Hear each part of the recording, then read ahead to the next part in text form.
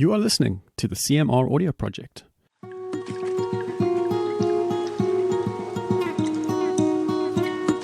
The CMR is the Institute for Coastal and Marine Research at the Nelson Mandela University in Port Elizabeth, South Africa. I'm David, or Dave if you prefer, and this episode is with Professor Rose Boswell. Rose is the newly appointed South African Research Chair in Ocean Cultures and Heritage. In this episode, she speaks a bit about the chair and talks extensively about her anthropological research and fieldwork. And as usual, I take all opportunities to ask reflexive questions. Thank you to Rose and other participants for being willing to answer them. All views and opinions expressed in the CMR audio project are those of the participants alone and do not necessarily reflect any official policy or position of any branch of the Nelson Mandela University. If you have any questions or comments about anything you hear in this episode or other episodes, drop me an email, cmraudioproject@gmail.com.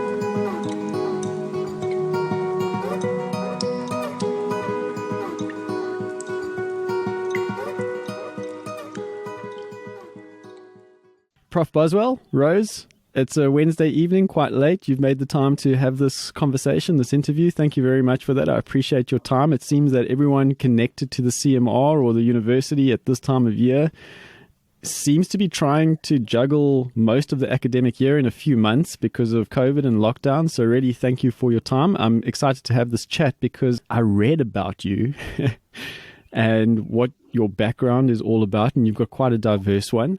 So before I get into some of my specific questions, could you tell me generally about your background? You can go back as far as you like, by the way. I love any opportunity for a tangent. Thanks, David. I grew up in Malawi, which is a country in East Africa at the end of the Great Rift Valley. I came to South Africa in 1990, just shortly after Nelson Mandela was released. I was here on a bursary, actually. I had applied to a couple of universities in South Africa, which at the time was a little bit ironic because apartheid was still in full swing. But what a lot of people don't know is that I actually applied to universities in the UK, but I couldn't attend there because it was too expensive. So I had to come to South Africa. I had originally planned to study psychology. I had been accepted for psychology at UCT.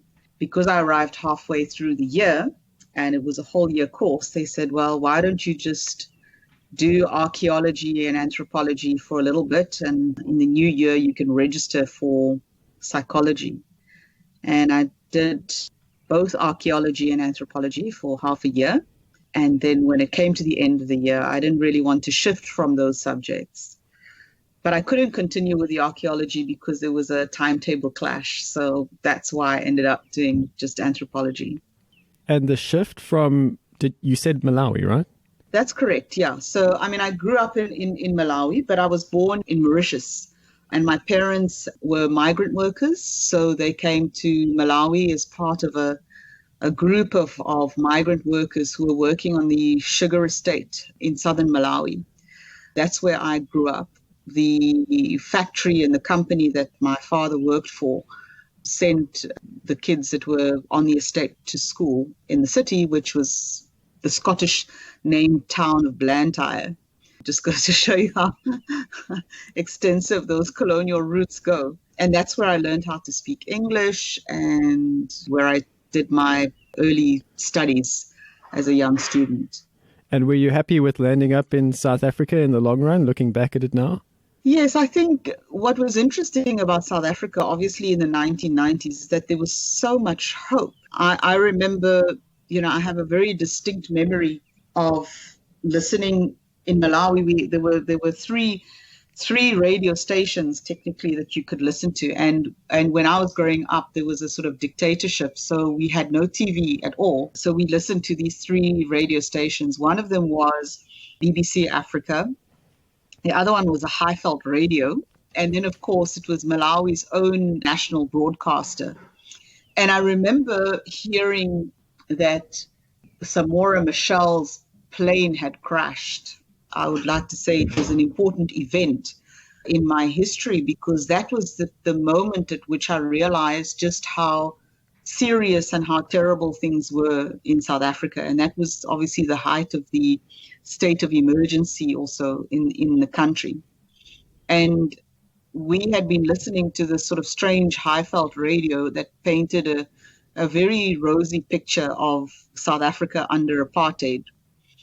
Although I had inklings of it because my parents were naive enough, I think it was in 1980, they were naive enough to imagine that they could take a holiday in South Africa.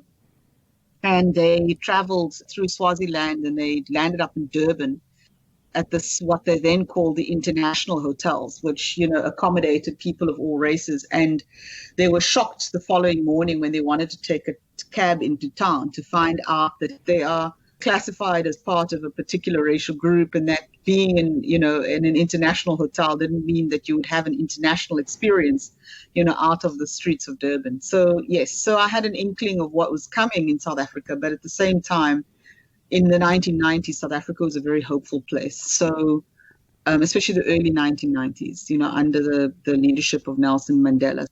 And I was young, so I was really excited to, explore this new universe, which is completely different to what I'd known before, having grown up in a rural area. Were you looking at the world already at that point through something of an academic lens, trying to figure out what's happening? Yes, because interestingly enough, growing up in Malawi, I grew up in a very multicultural society. And the school that I went to had refugees from the Korean War. Their parents were, and there were also people that had arrived there as entrepreneurs from Southeast Asia. So there were a lot of Vietnamese and Korean and Japanese families that were part of the social world in the school. We had the tradition back then of, because it was a boarding school, you would take kids home for the weekend because they couldn't go home all the time. I would go and visit and spend time with some of these friends, or they would come to my home.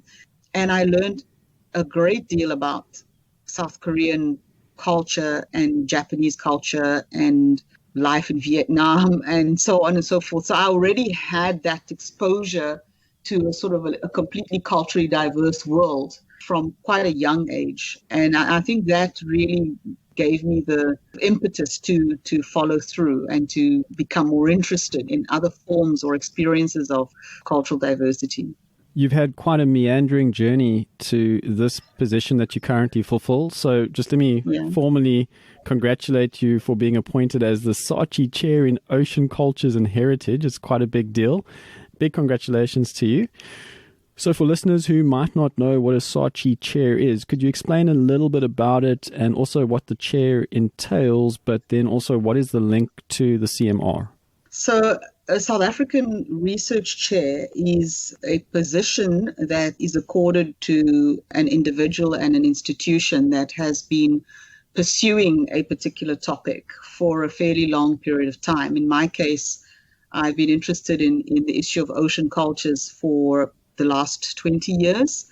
And my PhD was actually on Mauritius, on the African descendants living there, are the descendants of slaves. And basically, I was interested in how they became integrated into Mauritian society that appeared to be successful on the outside to a lot of people, but within the society, there are a number of divisions that exist. And it affected the possibilities for a good life for the people living there. So I was interested in the sort of Indian Ocean world to begin with from fairly early on in my career. And I built my interest in island societies, after the PhD. I went on to do field research in Madagascar shortly after they had a coup. They had a political coup there in 2009. And I went there to sort of document how people were adapting to life after the coup. And then shortly after that, during that time, I also went and I did field research in Zanzibar. And there I focused quite strongly on women's heritages and the sort of concept of intangible cultural heritage and how that plays out in African societies and why it is that we don't see many intangible cultural heritages being featured what that means then for the universal valuing of Africa's cultural output. So, very long story short, a Saatchi Chair is an accolade for both an individual and for an institution. It recognizes the contribution that the individual and the university or institution is making to a particular field.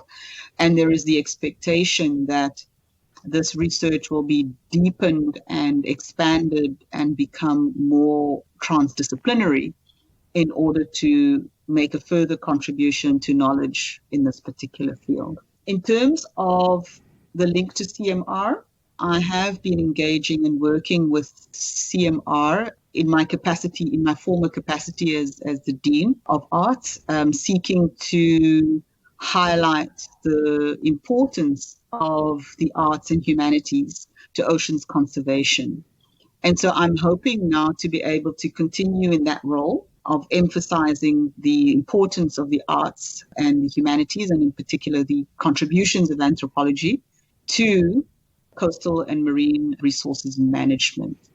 So that's the linkage. You said something that caught my attention there. You said of Mauritian culture that it looks fairly okay from the outside, but when you look a bit closer, it has some deep divisions. Is that something that you think might be true of most cultures, most places? I think of when I was a kid growing up in the 80s, we see these very veneer-like representations of life in other places, especially first world countries. And then you look at the world post-internet, and we can see into the real inner workings of these places. America, for example, right now is just this melting pot of conflict. Do you think there's something in that? Is it perhaps the case that most countries have schism, conflict, and something under the carpet, skeletons in the cupboard, so to speak, from your experience? Well, I think there are two ways of looking at it, or several ways of looking at it. One is to argue that societies are not isolated. In other words, they form part of a global society. And because of the global society, there are particular values and practices that are circulated within a global network of values that we are all part of. And there are also global histories that influence the particular schisms that you see in societies such as Mauritius or even the US. So in the case of both the United States and Mauritius, we've had the institution of slavery, and that has contributed to long-held stereotypes and discriminatory practices, as well as structural inequalities in these societies, and that's very difficult to eradicate. The uniqueness of the Mauritian situation is that Mauritius is considered as no longer as to be a less developed country. It has fairly high levels of literacy. It has a good welfare state, which means that it's supposed to be taking care of its citizens, and yet you still have a sort of a 20% part of the population that experiences discrimination and economic marginalization to varying degrees, but it's still there. And so that is what I aim to uncover, and to also show the resilience, of these populations, because the narrative that was quite prevalent in the early 90s, at least, regarding African diaspora peoples was that they were essentially just, victims of slavery. There was no account of the ways in which people had positively responded to these oppressions and how they had sought to transform their lives. And so a lot of the work that I did, especially in Mauritius and in Zanzibar, was to excavate. So I was doing a little bit of archaeology, if you like, excavating aspects of the past in order to understand where it was that people are and how they had actually responded to previous oppressions and current oppressions, yeah. And what did you find? Well, it was fascinating. I mean, in the case of Zanzibar, what was really interesting was that there were multiple colonial impositions, that's a euphemism, multiple colonizations. And they had experienced the Portuguese, they had experienced from Oman, and of course, because they were islanders, in the 1960s, due to the Tanzanian revolution, they had also experienced oppression from the mainland, Tanzanian people. And so what was interesting in that was the ways in which, and to a certain extent, UNESCO actually recognized this partly in nominating Stone Town as a World Heritage Site. They had sort of harmonized all these colonial impositions in different ways, and they were manifesting in their daily expressions in different ways. So, for example, in a more westernized context, even here on Skype or Zoom or whatever, we tell people to put the camera on because we need to see them and so on and so forth. There's a tendency in a sort of more westernized context to privilege the visual. We are visual oriented and focused. But in Zanzibar, it was quite interesting. The people there are majority Muslim, and scent was very important. That was the major thing that I discovered, that scent was an important aspect of the narrative of difference. It was important to distinguishing between insiders and outsiders. It was important for the constitution of religious fervor and belief. It was important to the constitution of identity. So it was a completely different narrative of the self and of society that prevailed in the society, but wasn't necessarily overtly palpable or visible to outsiders. So that was just the one thing that I found in the case of Zanzibar. And out of that emerged, a range of narratives about how people, the prioritization, for example, of storytelling, oral, of listening as another important way of actually engaging with the world. Whereas in a more westernized context, we are focused on the visual and the oral, the ability to verbally communicate what it is that we intend to say to others. There was so much. I mean, in Mauritius, it was very much around the music. The music was key because within the music, it was the lyrics and the importance of the lyrics for basically speaking back to empire. So using the Creole language, which itself is not easily discernible by those who speak French, using the lyrics within the local folk songs to speak back to power as a way of responding. So there were so many different things happening. How did you acquire their information? Were you interviewing people, primary research?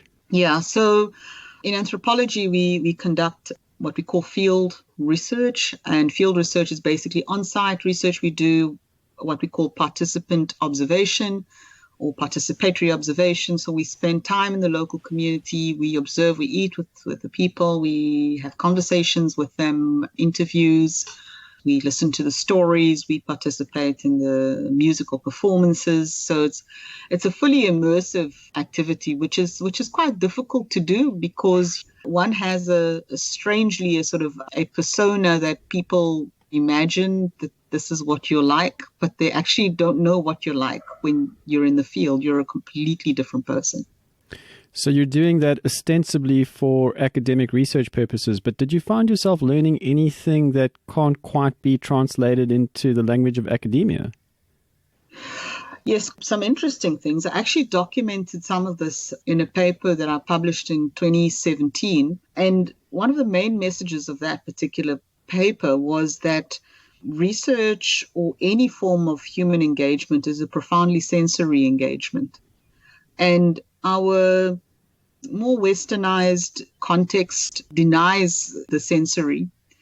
We are expected to remain fairly cognitive, rational beings in our engagements, and we are not encouraged to express what it feels like to be in a particular context or to be engaged with people who are different to ourselves. And in the paper, I talk about delving into sensory ethnography, trying to explain how it is that we are, in fact, there was one author, François Laplantine, who calls it a sensory participation. He says he doesn't call it participant observation, he calls it sensory participation. And so many ethnographers have obviously their field notebooks, which they supposedly document the objective observations and analyses of their field research. And then they have their field diaries, which basically document how they felt and experienced about that. And of course, you may have heard that the so-called father of anthropology, Bronislaw Malinowski, a Polish guy many, many years ago, early 1900s, who did his field research in Papua New Guinea. His field diaries were basically discovered, and it was a huge scandal, which revealed, of course, that he had racist sentiments, and he was, he wasn't as objective and as the term that we use in anthropology is cultural relativism. He wasn't as culturally relativistic as people imagined him to be. These days, people are encouraged to engage in what is known as reflexive ethnography. So they're encouraged to really reflect on their feelings and to bring that into the findings space. That paper that you've just mentioned, was that the one called The Senses and Society, Sensuous Stories in the Indian Ocean Islands? That's correct, yes. That's a beautiful title for a paper, and it would definitely entice me to read it. Could you talk a little bit about it as a point of entry into the kind of research that you may do generally? Because this is far beyond the kind of anthropological work that I'm used to, where it does seem to carry with it that sense of objectivity. But yeah, we have that sensuousness, which is a little bit foreign, like you were saying, to some colder academics. Maybe that's the wrong word, but those who are reading with a more objective eye, I suppose. The paper basically charts, there are several stories in it that emerged in the course of my field research career. And each story, one of the reviewers of the paper described the stories as parables, parables almost, because they talk about moral choices that need to be made. They talk about life, how life is constructed and lived in particular places and what's important. It talks about relations of power between the researcher and the people who are supposedly researched, and the inversion of these power relations. And just to give you a little insight into one of the stories, for example, this was in Madagascar, because I haven't talked about Madagascar. This was in Madagascar in 2010.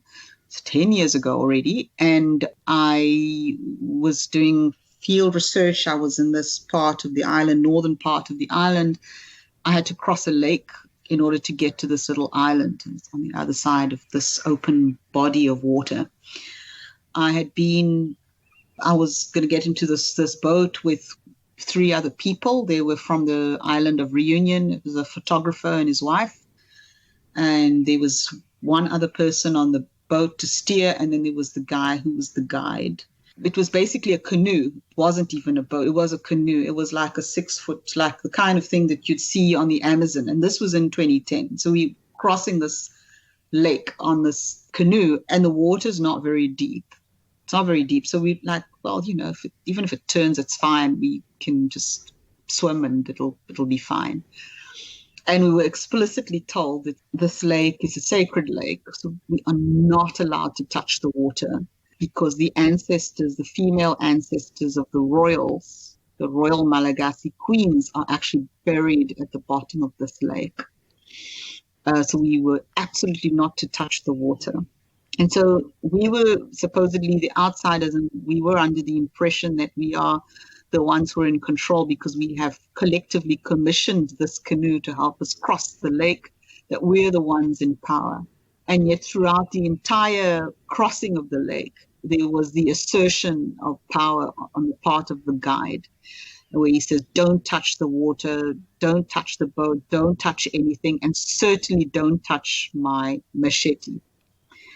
So he had a machete, which all Malagasy men actually carry with them, or that's what he claims. And it was important as a symbol of his masculinity and his control, even in the face of colonial descendants or whatever being in his presence. And so that story is also about the feelings of discomfort, the tactility of discomfort. We tend to sort of cognitively frame everything, we put words on it, but in the end, as human animals, we actually feel a lot of the things that we experience out in the social world. But that was just one of the stories. The one I think that most people probably think about when they think about the paper is the story of the murders. And so I'm just going to leave that for you to read, and for others also to maybe come across. Not the kind of information I'm going to be rushing to go and access, but that really resonates with me, the experience of surrendering in the case of your group with the person who was in charge of the boat and the sanctity of the lake. I feel like that every time I go into nature, really. I suppose I have a long history with that, but hopefully other people are also waking up to the importance of being vulnerable, being in a state of surrender and learning from those around us, even if you think that you don't have much to learn. I'm hoping that humility is coming back. Maybe I'm optimistic over there. There is a line in the article that stood out to me. It's listening as sense work, deepening sensory scholarship's recent politically reflexive analysis on listening to hear. What is this listening to hear about? So that is really an interesting thing, because often we construct hearing as something that we do with our ears. And as I was saying earlier on, in reference to comment that was made by Laplantine, is that field research is also sensory participation. In the article, I construct this in a particular way because I talk about certain subjectivities that produce particular kinds of listening spaces or hearing spaces. So just to make that less complicated, what I mean by that is that as a woman of color, as a Black woman, as at the time when I was doing the field research as a fairly young woman in a largely patriarchal society, when I conducted interviews, I was also often compelled to listen, not just to take instruction, but to actually to hear in an embodied kind of way.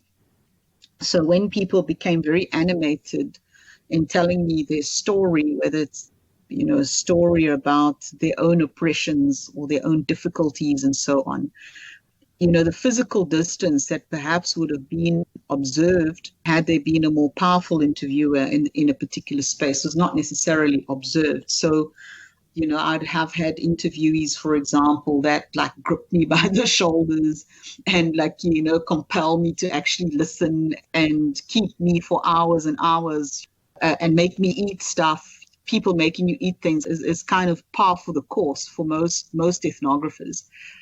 But I remember very distinctly interviewing people who were exiled from the archipelago of Diego Garcia. Diego Garcia, if you'll remember, is the island that is currently a U.S. military base rented by the United States. It's previously owned by the UK. In fact, a case has been waging for the last 30 years in the Supreme Court regarding the return of the islands back to Mauritius.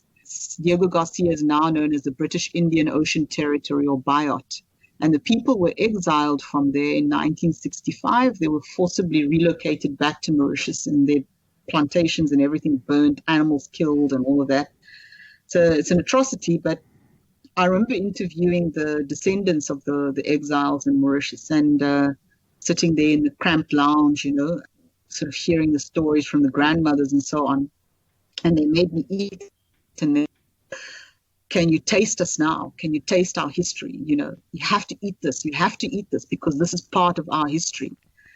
I'm not just like a sort of conduit for the information, but I'm also absorbing the body blows of their past oppressions. And I often tried to understand in the past, why it is that field work is so exhausting. And it's not exhausting because you're listening to people for hours and hours on end. You're exhausted because it is often an emotionally and psychologically draining and even physically draining experience to listen. Rose, you've written more than one book. I think the number might be 3. Is that right? I've written a few.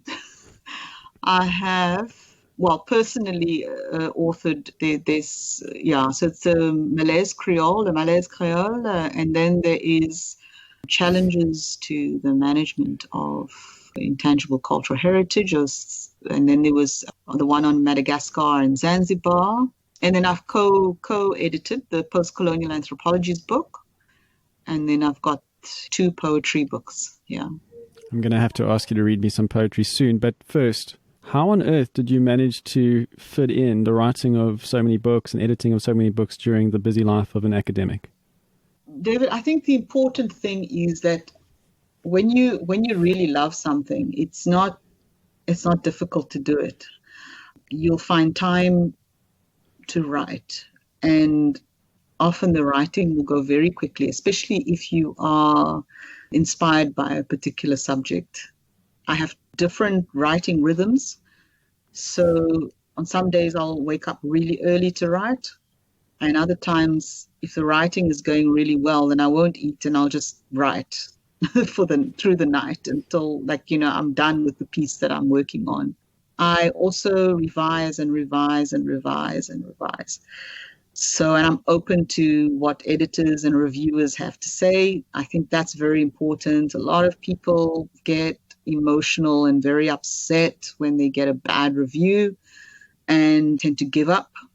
And I don't really easily give up. So unless, of course, there's an outright rejection of the paper, if there's work to be done on it, then I will go back and do the best that I can and get it done. You've had a fairly long and meandering academic journey. You've no doubt seen some big changes in society. You've spoken about some of those. Do you see any of those changes as worthy of inspiring hope, maybe, generally, for a species plagued by so many converging problems? And on the flip side, do any of those changes concern or worry you?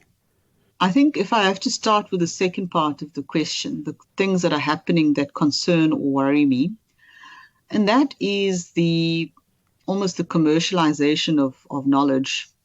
And I understand why it is being done, but I think it's also something that concerns me, where there is an emphasis on publishing in a journal because it is a high-ranking journal, and there are particular perceptions about a journal being high-ranking, and the compelling of academics to produce a certain quota of papers as opposed to focusing on the quality of the work that is actually being produced and the messages and the information that is being conveyed in the paper.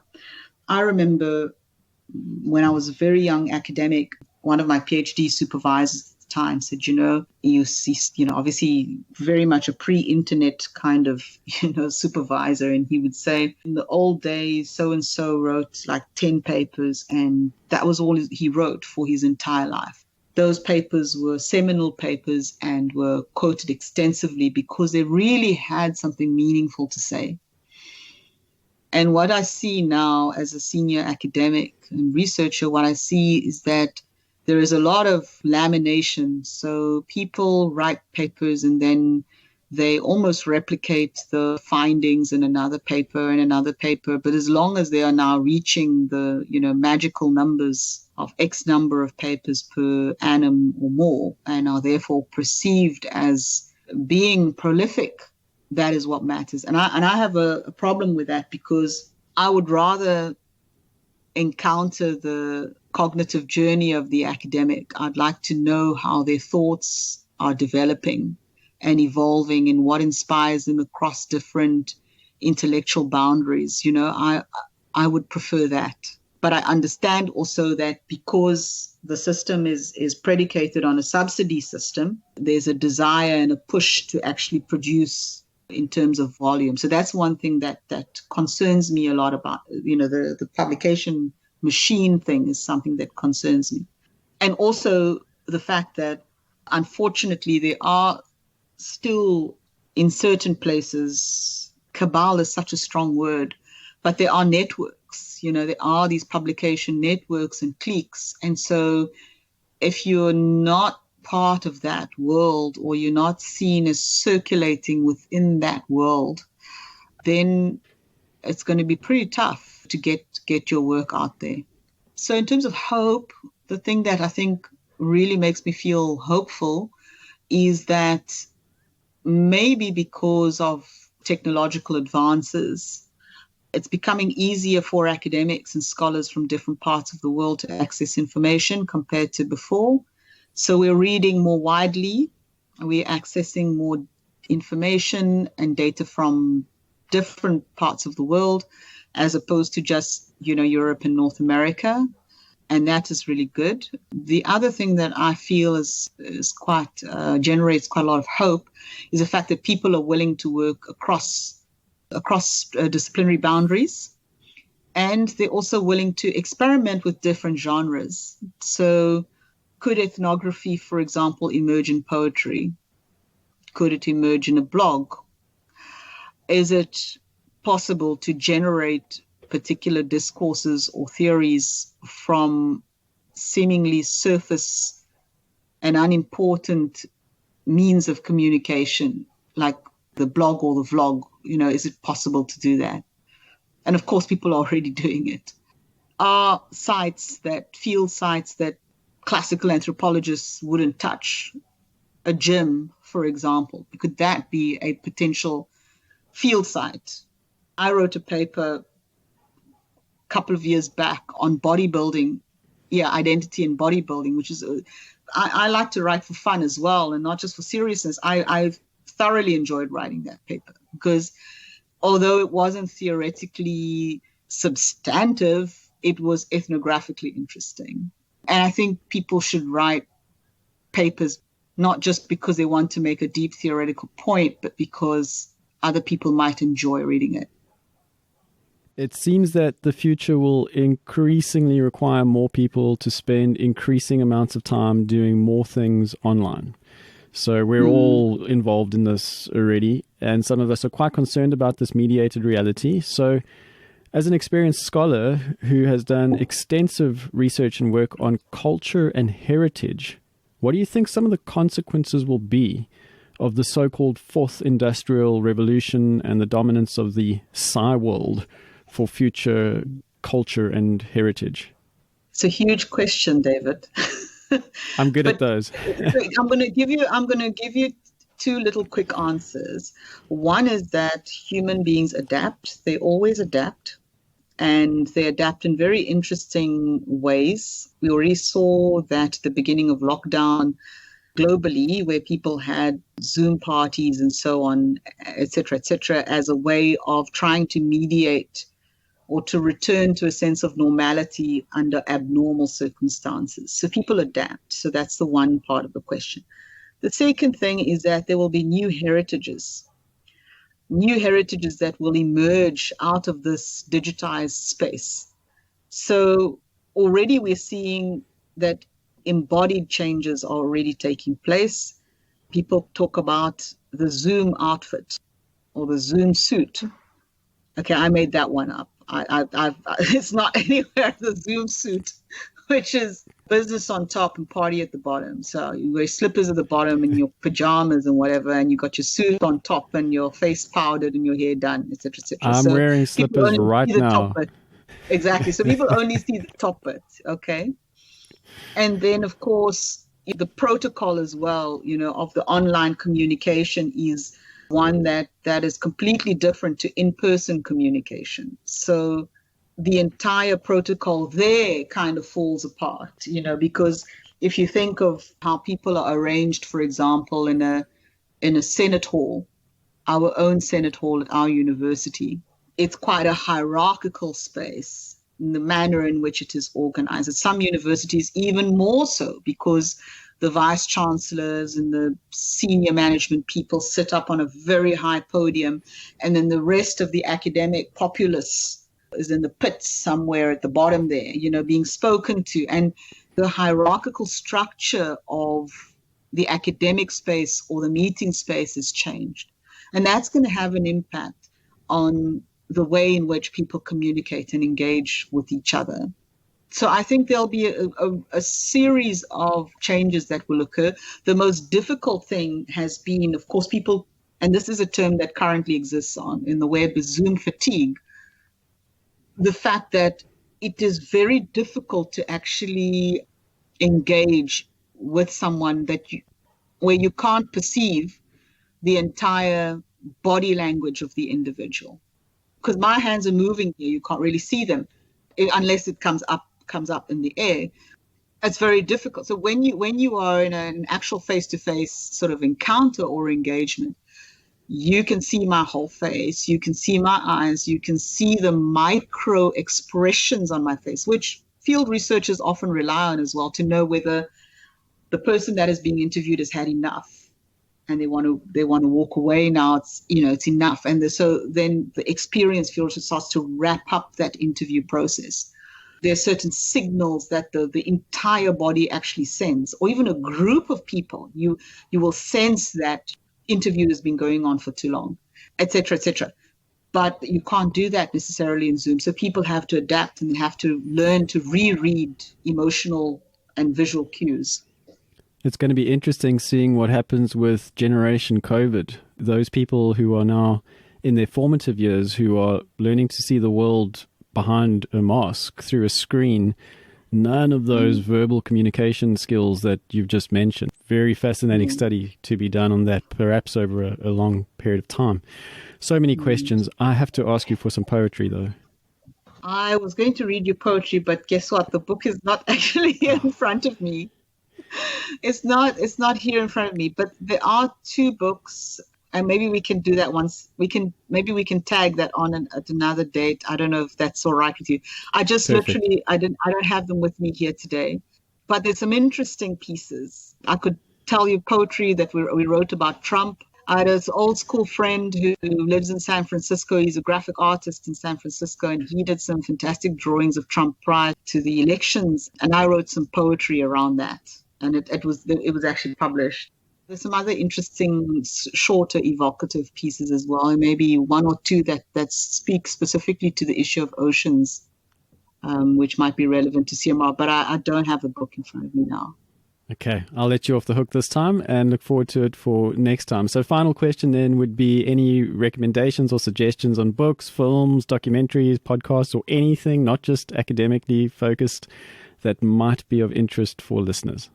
I love Hemingway. He writes in such a visually graphic way, sometimes really overdoing it, but he writes with such energy and passion. I was thinking specifically about the book, The Old Man and the Sea, the other day, and it was just, I remember being completely taken in by that short story.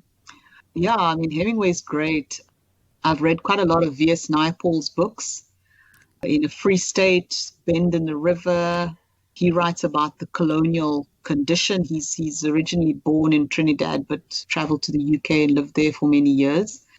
He's written a lot of really fascinating books. And I first came across his work in a short essay called The Overcrowded Barracoon, which was actually on Mauritius. So I really enjoyed his work. I like to read stories or books that really present a very rich scenery of life. I'm not much of a sort of science fiction person. I prefer literary fiction is what I enjoy. And I also enjoy quite a bit of humor. For example, J.D. Salinger's Catch-22 I found absolutely hilarious, but tragic hilarious, but I enjoyed it immensely. Thanks, Rose. Old Man in the Sea seems like a nice round-off to the coastal and marine research audio project. So thank you for that. Thank you very much for your time. And last, congratulations on your chair appointment. All the best with it. And I'm not going to let you off the hook for the poetry. So we're expecting that. Okay.